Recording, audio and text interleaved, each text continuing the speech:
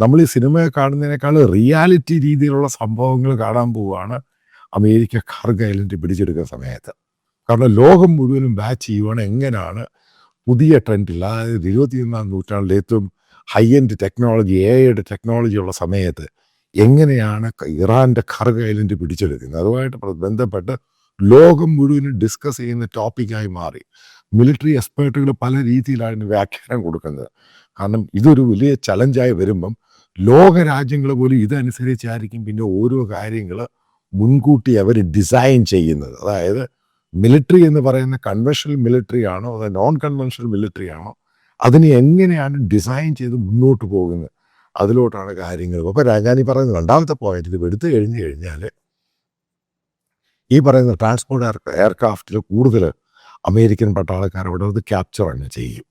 Capture ചെയ്ത് കഴിയുമ്പോൾ അവിടെയുള്ള മറ്റുള്ള ഈ ഇറാൻ്റെ പട്ടാളക്കാരോട് കീഴടങ്ങിയാൽ അവർ വെടിവെച്ച് കൊല്ലുകയും ചെയ്യും. അതായത് ക്യാപ്ചർ ചെയ്യും. ഇത് ക്യാപ്ചർ ചെയ്യുമ്പോൾ മനസ്സിലാക്കേണ്ട അടുത്ത പോയിന്റ് ഉണ്ട്. അതായത് ഇറാനിയൻ പട്ടാളത്തിന് IRGCക്കും അവിടെ ഭരിക്കുന്നവർക്കും പ്രഷറൈസ് ചെയ്യാൻ വേണ്ടി അടുത്ത സ്ട്രാറ്റജിയാണ് പറയുന്നത്. ഇറാഖ് ഭാഗത്തു നിന്ന് ഈ അമേരിക്കൻ പട്ടാളക്കാർ ഒരു സൈഡിൽ നിന്ന് അവിടുന്ന് മൂവ് ചെയ്യും. മറ്റൊരു ഭാഗമെന്ന് പറയുന്ന പാകിസ്ഥാൻ്റെ സൈഡിൽ നിന്ന്, അതാണ് പാകിസ്ഥാനും സൗദി അറേബ്യയായിട്ടുള്ള ഡീലിൻ്റെ ഭാഗമെന്ന് പറയാം. അതുകൊണ്ടാണ് JD വാൻസ് പാകിസ്ഥാനിലോട്ട് പോകുന്നു എന്ന് പറയുന്നതിൻ്റെ കാരണം. അല്ലാതെ ഈ പറയുന്ന തേർഡ് പാർട്ടി ടോക്സ് ഒന്നും അല്ല. ഈ തേർഡ് പാർട്ടി ടോക്സിലൊക്കെ ഇവർക്ക് കൃത്യമായിട്ട് അറിയാം അതിനകത്ത് റിസൾട്ടൊന്നും കിട്ടാൻ പോകുന്നില്ല. ഇവിടെ പാകിസ്ഥാനും കൂടെ വലിച്ചൊഴുകി ആ ഭാഗത്തു നിന്ന് വേറൊരു ഗ്രൂപ്പും കൂടെ, പാകിസ്ഥാൻ ഗ്രൂപ്പ് പട്ടാളം അല്ലെങ്കിൽ മറ്റുള്ള ഈ പറയുന്ന, നിങ്ങൾക്ക് ഓർമ്മയുണ്ടായിരിക്കും 71 വാറിൽ ബംഗ്ലാദേശ് ഇന്ത്യ പിടിച്ചെടുത്ത സമയത്ത് നമ്മൾ മുക്തി ബാഹിനി എന്നും പറഞ്ഞൊരു ഗ്രൂപ്പിനെയാണ് ഇറക്കിയത് ഇന്ത്യൻ പട്ടാളക്കാർ.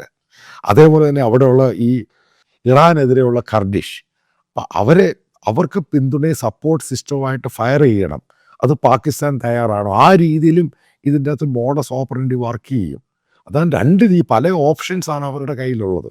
അപ്പം ഏകദേശം കാർഗിൽ ഐലൻഡ് പിടിക്കുന്നു ഒരു ഭാഗത്തൂടെ, മറ്റൊരു ഭാഗത്തൂടെ ഇറാഖിൽ കൂടെ, അതായത് കരയുദ്ധം, ബൂട്ട്സ് ഓൺ അമേരിക്കൻ പട്ടാളക്കാർ അവിടുന്ന് അങ്ങോട്ട് മൂവ് ചെയ്യുന്നു. ഇപ്പുറത്തെ ഭാഗത്തൂടെ കർഡിഷ് ആ ഭാഗത്തെ മൂവ് ചെയ്യുന്ന, അതിൻ്റെ അകത്ത് അതായത് ഇറാൻ്റെ അകത്തും വേറെ പ്രശ്നമുണ്ടാക്കുന്നു. ഇപ്പം ഇങ്ങനെയുള്ള മൾട്ടിപ്പിൾ ആംഗിളിലാണ് അമേരിക്ക ഈ പറയുന്ന ഇറാനെ നേരിടാൻ പോകുന്നത്. അതിൽ കാർഗിൽ ഐലൻഡ് എങ്ങനെയാണ് പിടിച്ചെടുക്കുന്നത് അതാണ് ലോക ഉറ്റവും. കാരണം അതിനകത്ത് ആക്ഷൻസും റിയാക്ഷൻസും വലിയ സിനിമകളിൽ കാണുന്ന പോലെ വലിയ സംഭവങ്ങളൊക്കെ ഇതിൻ്റെ അകത്ത് വരാനുള്ള സാധ്യതകളുണ്ട്.